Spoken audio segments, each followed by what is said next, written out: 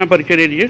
मैं मुदिता कपूर शहर दक्षिणी वाराणसी से कांग्रेस की प्रत्याशी हूँ आगामी विधानसभा चुनाव के लिए। मुदिता जी, आपसे ये पूछना चाहता हूँ कि जिस तरीके से बनारस में 8 विधानसभा में से 4 विधानसभा सीट पर कांग्रेस ने महिला को उतारा है, तो आपकी नेता प्रियंका गांधी ने एक नारा दिया है, लड़की हूँ लड़ सकती हूँ, तो उसको आप किस तरीके से देखना चाहती हैं?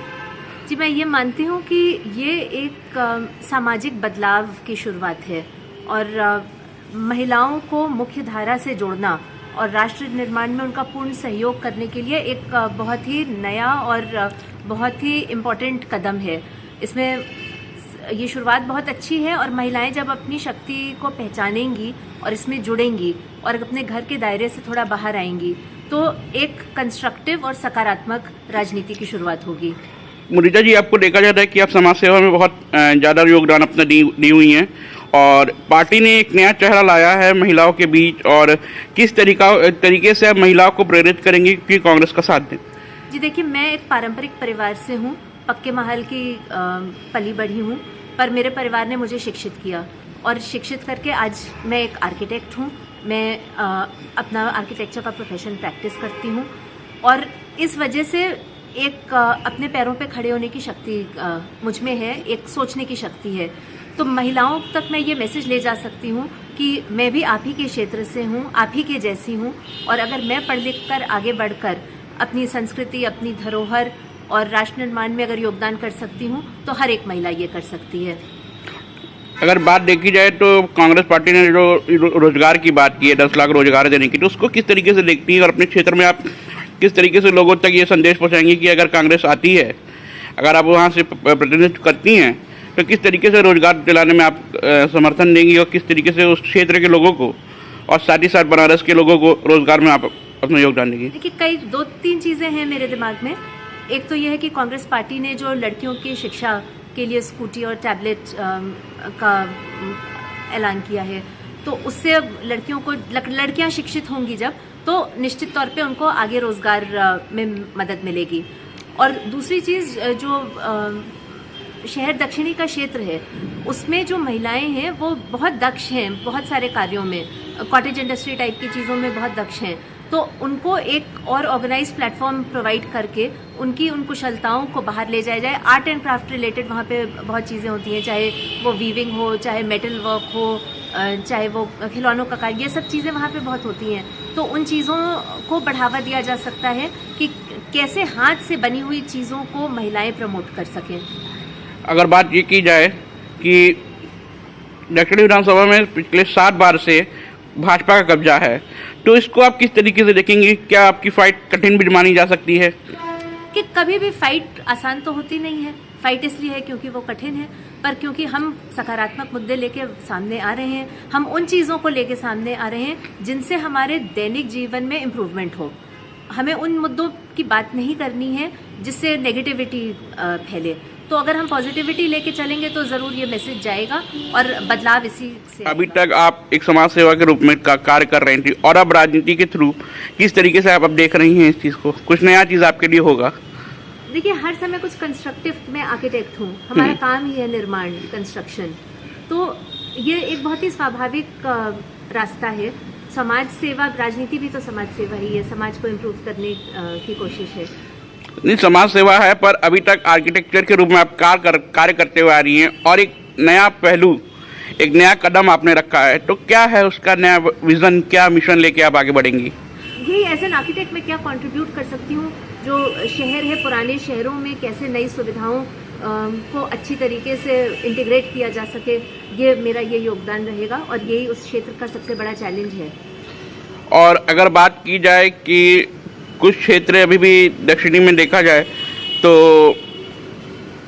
हर तरीके से उसमें अगर बात की जाए वैश्य समुदाय या हर समुदाय किस तरीके से लुभाना चाहेंगे लोगों को?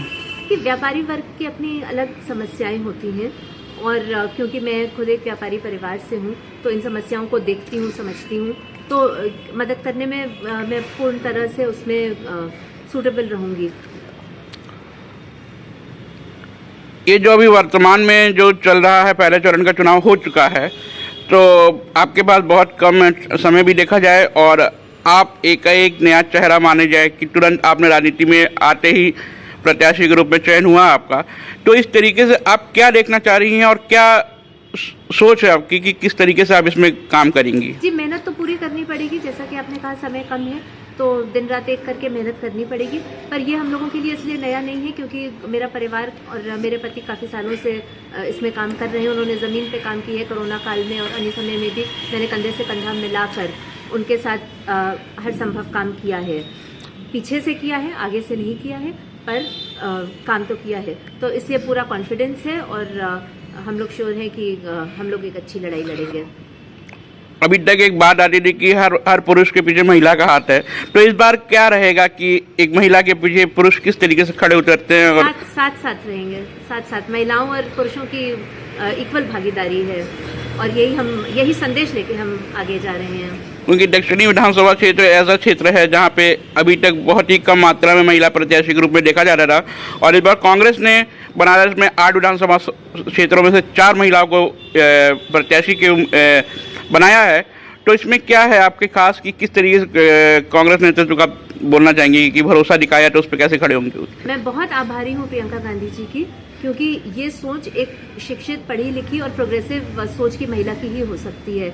और उन्होंने ये, जैसा कि मैंने शुरू में भी कहा, कि ये एक सामाजिक बदलाव की शुरुआत है, और ये देखिएगा, आप सब देखेंगे कि ये कितना आगे तक जाएगी। अगर बात की जाए कि जो दक्षिणी विधानसभा क्षेत्र है वो धार्मिक से भी जाना जाता है, काशी विश्वनाथ मंदिर है, तो उस पर क्या आपका कहना है कि काशी विश्वनाथ कॉरिडोर बना है, और उस तरीके से आप क्या देखना चाहेंगी और उसमें क्या और चीज़ लाएंगी कि कहीं ना कहीं वो क्षेत्र पिछले 7 बार से भाजपा के पास है और वर्तमान में प्रदेश में मंत्री वहीं से लड़ रहे हैं, तो क्या है आपका, किस तरीके से उसको फाइट में आप रूप में देखेंगे? देखिए, ये क्षेत्र की जनता बताएगी कि काशी विश्वनाथ कॉरिडोर प्रोजेक्ट से क्षेत्र की जनता को पर्सनल क्या लाभ हुए, उनको क्या मुद्दे देखने हैं, उनको क्या आगे प्रोग्रेसिव चीज़ें और क्या देखनी है। तो हम लोग तो इसी पे फोकस्ड हैं कि जो उनकी दैनिक जीवन में हम कैसे बढ़ोतरी, कैसे इम्प्रूवमेंट कर सकते हैं।